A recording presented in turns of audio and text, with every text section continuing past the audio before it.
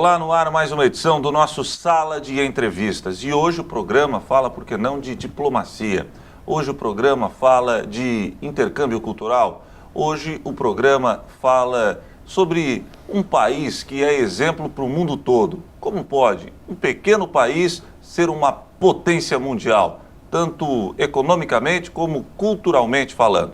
Tenho o prazer de receber aqui no Sala de Entrevistas o cônsul-geral do Japão, nos estados do Paraná, Santa Catarina e Rio Grande do Sul, Hajime Kimura. Seu Hajime, muito obrigado por ter vindo aqui ao Sala de Entrevistas. Obrigado, eu que agradeço. Bom, como é que surgiu essa possibilidade do senhor ser um diplomata? Porque, pelo que o senhor estava me falando, o senhor não é nem da grande cidade japonesa que é Tóquio, né? O senhor é de uma pequena ilha, uma pequena comunidade.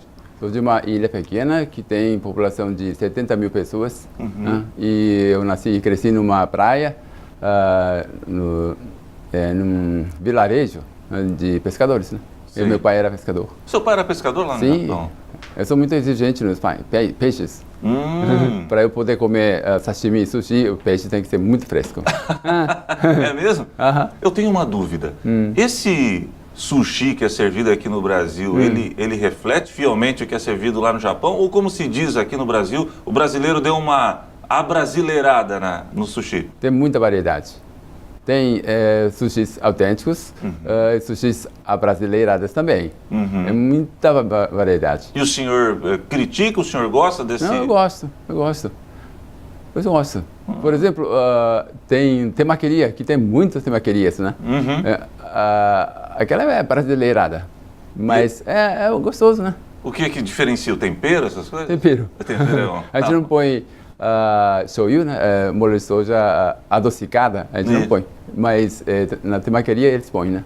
Eu demorei para aprender a comer sushi, eu já até gosto. Mas eu confesso que eu até fiquei espantado. Isso aqui não deve ter lá no Japão, que era um sushi que tinha goiabada. Não tem. Lá não tem disso. Não tem, é uma criatividade brasileira. Tá certo. Bom, o senhor então lá dessa pequena ilha acabou estudando, enfim. Como é que surgiu a oportunidade do senhor ser cônsul-geral do Japão aqui no Brasil? Então, eu estudei chamado estudos regionais, né? Na faculdade. E estudei uma região que se fala português. Sim, mas tem muitos países que se fala português, sabe? Não sabia. Sabe não. Quais países que tem língua portuguesa como língua oficial? Não, eu sei que são alguns países, mas eu não sabia que no Japão, por exemplo, se falava uma comunidade. Bem, nós temos esse tipo de curso, né? E no mundo inteiro, Brasil, né? Portugal, claro, sim, Angola, claro. Moçambique, Cabo Verde, Santo Tomé e Príncipe e Guiné-Bissau, né? E Timor-Leste. Esses são os que falam português. Sim, né? e dizem que Guiné Equatorial também. Guiné Equatorial também. E lá nessa região que o senhor... Não tenho certeza disso aqui. Eu não tenho certeza. Mas teve um português que eu entrevistei aqui no Sala, ele é um matemático, e ele disse o seguinte, olha, o português do Brasil, ele difere tanto do português de Portugal, que eu acho que deveria ser a língua brasileira. Muita diferença. Eu já trabalhei em Portugal também. O senhor trabalhou em Portugal? Trabalhei. E é muita diferença mesmo? Muito mesmo, mas a original é de lá, né? Claro que sim, claro que sim. Eu falei que o português tem sotaque muito forte, é difícil de entender, né? Eles dizem que o original é nosso. Né? O brasileiro que tem sotaque. Mas o brasileiro ele tem a criatividade não só na comida, como também na língua. É muita gíria, né? E a pronúncia é diferente. A pronúncia? A pronúncia é diferente. É porque, por exemplo, lá em Portugal, eles não gostam de falar né? Então, segunda-feira, fala assim, segunda-feira. Segunda-feira. É o sotaque difícil, português. Né? Sotaque português. Bom, quando o senhor chegou aqui no Brasil, qual foi o Portugal foi o primeiro país que o senhor trabalhou? Não. Foi em Porto Alegre que eu trabalhei primeiro. Primeiramente o senhor veio a Porto Alegre? Entrei no Ministério e o Ministério definiu português como a minha língua especializada. Então me mandou para Porto Alegre para aprender português. E lá que eu comecei a minha carreira. Pois não. O senhor então veio a Porto Alegre primeiramente para estudar português, não veio como cônsul-geral? Não. Interessante. E depois eu trabalhei em várias cidades. Né? Quais, por exemplo? Rio de Janeiro, Brasília, Manaus e mais uma vez Porto Alegre e aqui. Bom, o senhor esteve em Manaus, região norte, no Rio de Janeiro, sudeste, região sul do Brasil. Trabalhei no Paraguai também. No Paraguai também? Paraguai também. Puxa vida. Mas sempre como cônsul geral do Japão? Não. Na embaixada, em Brasília tem embaixada, né? Sim, claro. É secretário, então. No Paraguai, é o conselheiro da embaixada. Lá em Portugal, também era embaixada e trabalhei como secretário. O senhor trabalhava como secretário, não como embaixador? Não. Quem é o embaixador do Brasil hoje? No Japão? Senhor Yamada.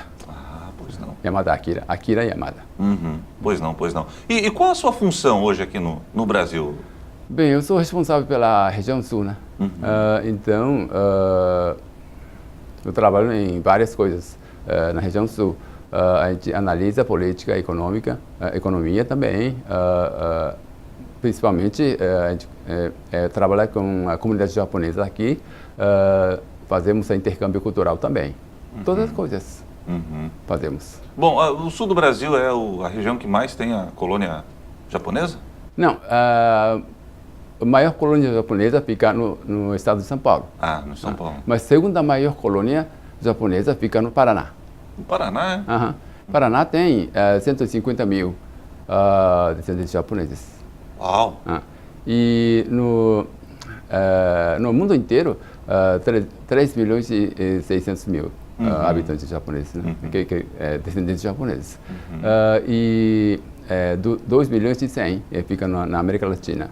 E dentro de 2 milhões e 100 mil, né? 1 milhão e 900 mil fica no Brasil.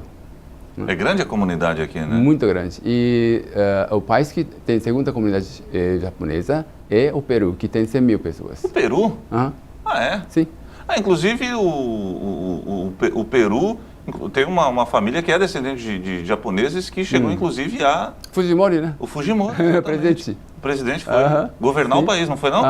Olha só que interessante. Mas no Peru inteiro, eles têm 100 mil pessoas, né?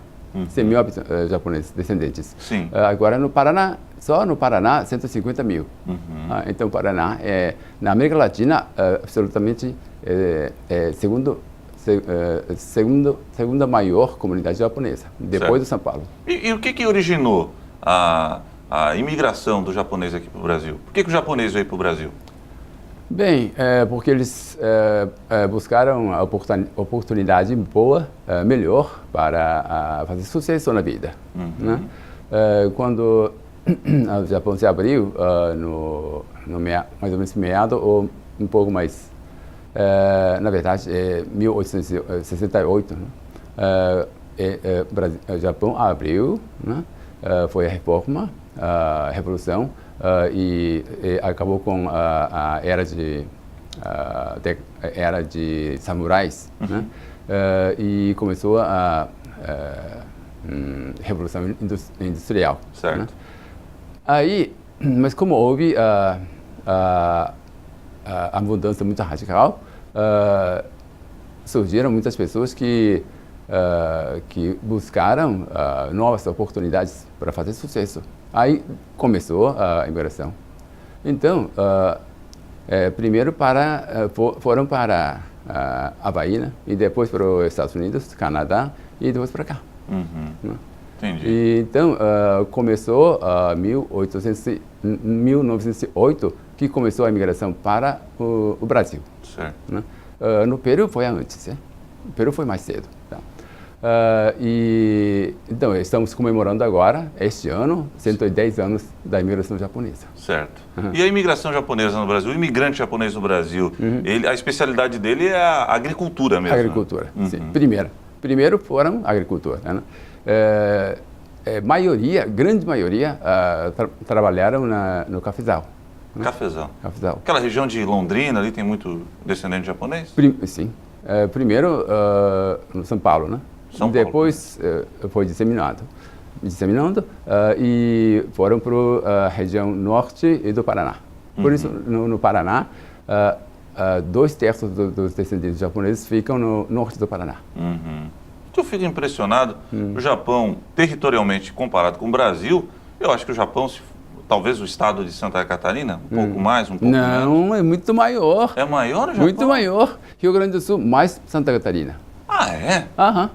É grande. Parece Japão, pequeno, mas grande. Eu achei que era só aquela... Não é tão grande, não é tão pequeno, não. Não é pequeno, não. Não. Mas comparado com o Brasil, mesmo assim, o Brasil é muito maior territorialmente. O Brasil é 23 vezes maior. 23 vezes maior. E como é que o Japão, que passou por um problema terrível, principalmente depois da Segunda Guerra Mundial, como é que o Japão se reergueu tão rápido e se transformou nessa potência mundial com uma economia tão pujante? Bem, já tinha base, né? Porque, com a Revolução de Meiji, se chama, né? Que acabou com a era de samurai. Mas na era de samurai, educação já estava assim, desenvolvida. Né? E depois, com a Revolução de Meiji, a educação melhorou e continuou. E, por exemplo, na Primeira Guerra Mundial, o Japão foi vencedor. Né? Sim. E, bem, tivemos algumas guerras, né, com nossos vizinhos e vencemos. E na Segunda Guerra Mundial que não deu certo, né? E, bem, foi devastado, mas já tinha base de educação, né? E com essa educação e com a ajuda maciça dos outros países, principalmente dos Estados Unidos, né? Nós conseguimos reconstruir a economia. E o Brasil tem chance de reconstruir a sua economia? Por que um país que tem uma diversidade em termos de empreendimentos, um país que na agricultura é muito forte, por que o Brasil ele não se transforma nessa grande potência? Na sua avaliação, claro. Mas o Brasil já é grande país, não é? Em termos de PIB, já é oitavo maior ou nono maior por aí, né? E já esteve no sexta maior economia. Sexta maior economia mundial. Mas já está indo bem. Mas não chega para a população, né? A distribuição da renda é precária. A distribuição da renda e a diferença de renda, né? É muito grande, né? É gritante. Mas isso vai se melhorando, né? Não dá para melhorar tudo de uma vez. Isso não dá. Vai pouco a pouco. Também, se formos comparar com o Japão, o Brasil é um país muito mais jovem também, né? Completamos agora... Isso, vocês têm 500 mil, 500, né? 500 e alguma coisa, 518 anos, 518 anos. O Japão é um país milenar, né? Nem sabemos quantos anos tem. Bom, eu não sei, mas eu vejo algumas reportagens do Japão, eu vejo há 2.000 anos, há 1.000 e não sei quantos anos. É um país, de fato, que tem uma cultura muito mais desenvolvida que o Brasil. Um país muito mais... Já tivemos essa civilização muitos anos antes de Cristo. Sim. Né? Então, nem sabemos quantos anos de história nós sabemos. O próprio japonês não consegue mensurar isso? Não se tem um cálculo? Bem, antropologicamente, talvez tenha, mas eu não tenho. Mas eu acho que pelo menos tem mais de 2.000, né? Sim, com certeza. Com certeza, muito mais de 2.000 anos. Tá certo. Estou entrevistando aqui o cônsul-geral do Japão, Hajime Kimura, e já nós voltaremos para o segundo bloco do programa e a gente vai entrar na atualidade. A gente conheceu um pouco da história do Japão, um pouco da história dele, como é que ele veio parar no Brasil, e agora a gente vai falar sobre o futuro. Será que a relação diplomática Brasil e Japão pode estar ameaçada com o novo governo que assume, com a nova postura, por exemplo, do novo presidente da República? Bom, daqui a pouco nós voltaremos com o Sala de Entrevistas.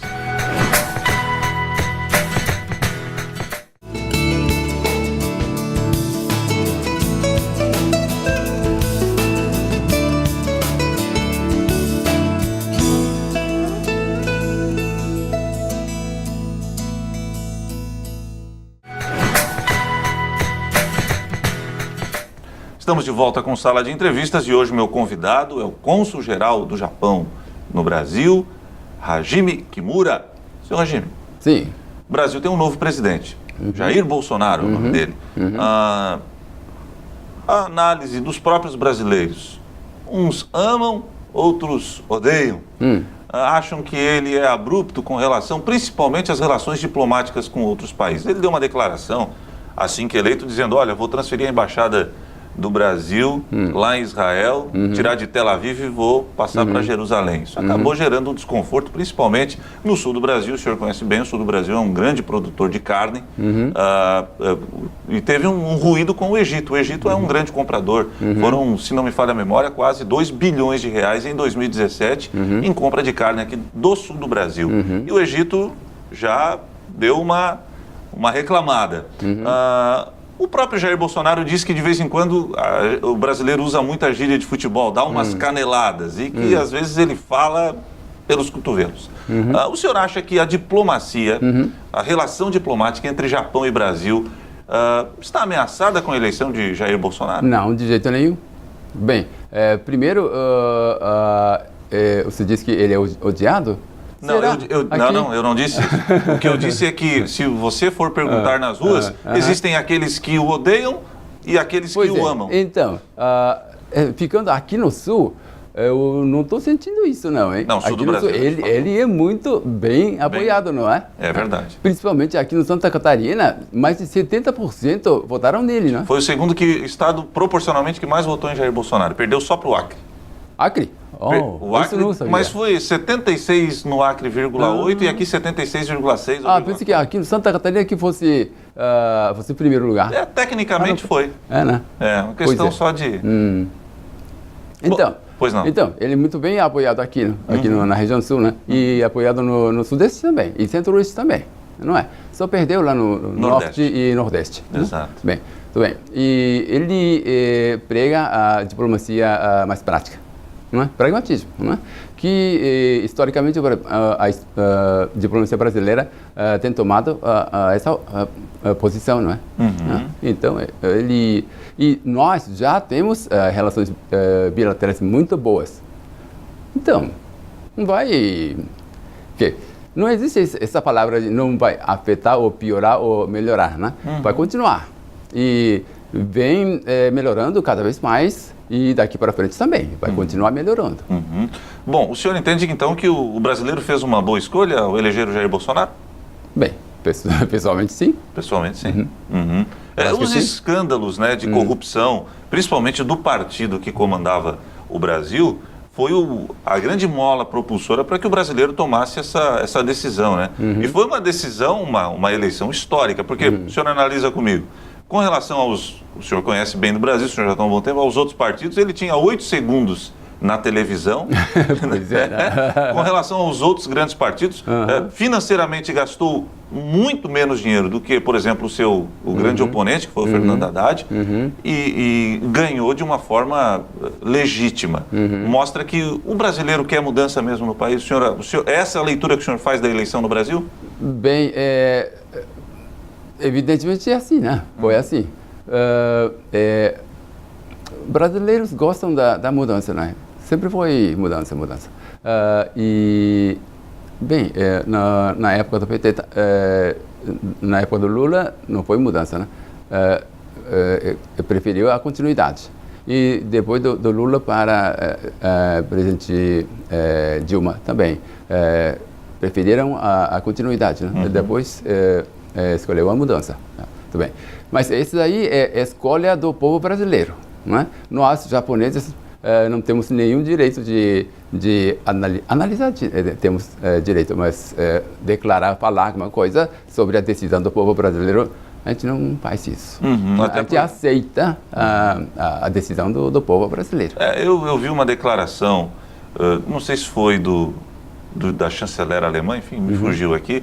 Ela disse o seguinte, que o resultado das urnas de um país não se discute. Pois é. A vontade popular, ela é soberana. Exatamente. Esse é o posicionamento do Japão. Exatamente. Legal. Bom, o senhor disse que relação não vai atrapalhar, não vai piorar, nem melhorar, ela continuará. Não, vai continuar melhorando. Tá? Tem sido melhorado, né? Em termos econômicos e de relações comerciais, qual a afinidade do Brasil com o Japão? O que o Brasil e o Japão, eles... a transação que mais, por exemplo, é realizada entre os dois países? Nós somos muito bons parceiros, né? O Japão não tem recursos naturais, nem tem comida, né? Nós importamos 2/3 da comida, tudo que a gente come, né? Então, só a gente produz 30% da comida total.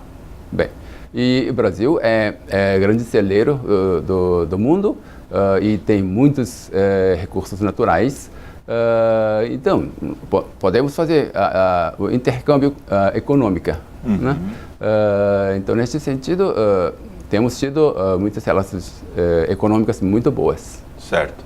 Vamos continuar. Vamos continuar. Chegou no Brasil. Deixa eu voltar lá para o começo da sua vinda como um diplomata. O senhor chegou no Brasil.